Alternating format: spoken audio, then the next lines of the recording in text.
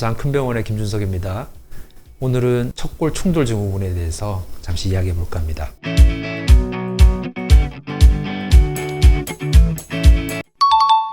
척골 충돌 증후군은 새끼손가락 쪽에 척측이라 부르는데 척측 손목 통증의 가장 흔한 원인 중에 하나입니다. 대부분 이제 새끼손가락 쪽에 손목이 아프다고 오시는 분들은 크게 이제 세 가지 범주로 원인을 생각해 볼 수 있는데, 첫 번째가 다쳐서 생기는 외상성, 우리 손목에 있는 연골, TFCC라고 부르는 삼각 섬유연골 손상이 제일 많은 원인을 차지하고요. 또 하나는 많이 써서 생기는 손목 통증이 있는데, 힘줄의 염증성 변화, 많이 써서 생기는 염증성 변화와 연관되어 있을 수 있고, 또 하나는 만성적으로 생기는 퇴행성 변화가 있을 수 있는데, 그게 바로 오늘 말씀드릴 척골 충돌 증후군과 가장 밀접한 관계가 있습니다. 이 척골 충돌 증후군, 이름에서 보시다시피 이 척골이 뭔가 충돌이 되는 그런 증후군인데, 충돌이 일어나게 되는 원인 중에 이제 큰 부분을 차지하는 게 척골의 이제 양성변이, 길이가 조금 긴데, 손목뼈가 요골, 척골 두 개 뼈가 이렇게 길이가 비슷해야 되는데 한쪽 뼈가 조금 긴 거죠. 긴 거는 선천적으로 원래 그럴 수도 있고, 아니면 다치면서 요골뼈가 짧아졌다든지, 어릴 때 다쳐서 자라면서 길이차가 생겨버리는 변화가 생겼다든지, 그런 외상 후로 생길 수가 있습니다. 선천적이나 외상 후에 생길 수 있는 척골의 양성 변이가 척골 충돌 증후군의 가장 큰 원인이 되겠습니다. 그림에서 보면 이 왼쪽 그림이 원래 정상적인 손목뼈 두 개의 높이가 일치하고 있는 모습인데요.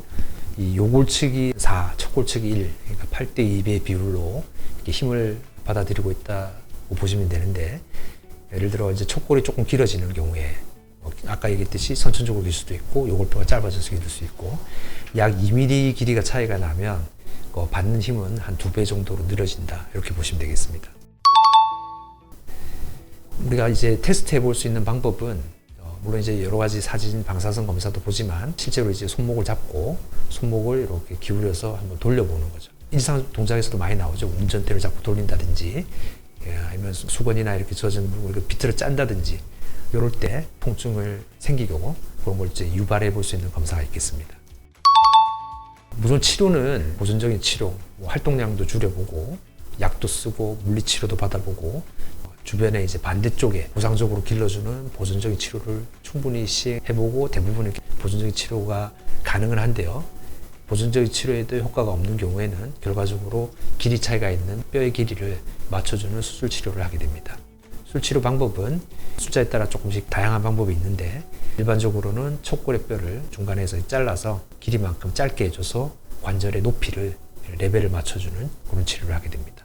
그림에서 보면 왼쪽이 이제 수술 전의 모습이고, 오른쪽이 수술 후에 뼈가 짧아진 길이만큼 관절이 맞아진 모습이 되겠습니다. 이건 이제 실제 사진 모습인데요. 척골을 우리가 손을 이렇게 내전하고 이렇게 주먹을 쥐게 되면 평상시보다도 척골의 양성 변이가 훨씬 더 길이가 크게 조장되고 증상을 유발할 수 있습니다.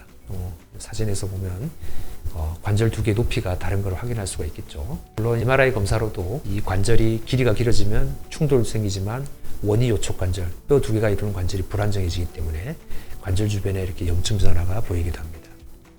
요거는 이제 수술해서 관절 높이를 맞춰준 모습이 되겠고, 수술하고 나서는 보통 한 4주 정도는 고정하고, 일반적으로 관절 운동하면서 조심스럽게 관절 운동을 시키고, 뼈가 이제 붙어가면서 활동량을 점점 늘려가게 되고, 일반적으로 한 2달, 2달 반 정도 지나면은 이제 일상생활이 가능하고, 나중에 뼈가 다 붙으면은 제거하는 수술을 같이 하게 됩니다.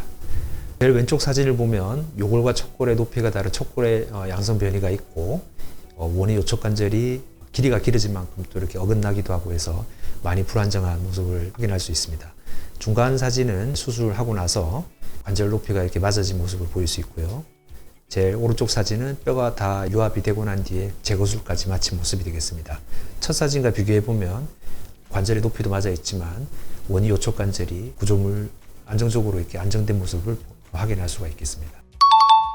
오늘은 척골의 충돌 증후군에 대해서 알아봤는데요. 척골에 양성 변이가 있다 해서 다 문제가 있는 건 아닙니다. 정상인에서도 한 10% 정도는 척골에 양성 변이가 있고, 문제가 있는 경우에 대해서는 대부분 이제 보존적 치료가 충분히 가능하고, 보존적 치료로 호전이 없을 때는 이렇게 수술까지 연결해서 치료하는 경우가 있겠습니다. 오늘은 척골의 충돌 증후군에 대해서 알아봤고 또 요거하고 사촌 아주 밀접한 관계가 있는 이 삼각 섬유연골 손상이 있는데 다음 시간에 좀 더 자세히 알아보겠습니다. 감사합니다. 부산 큰병원의 김준석이었습니다.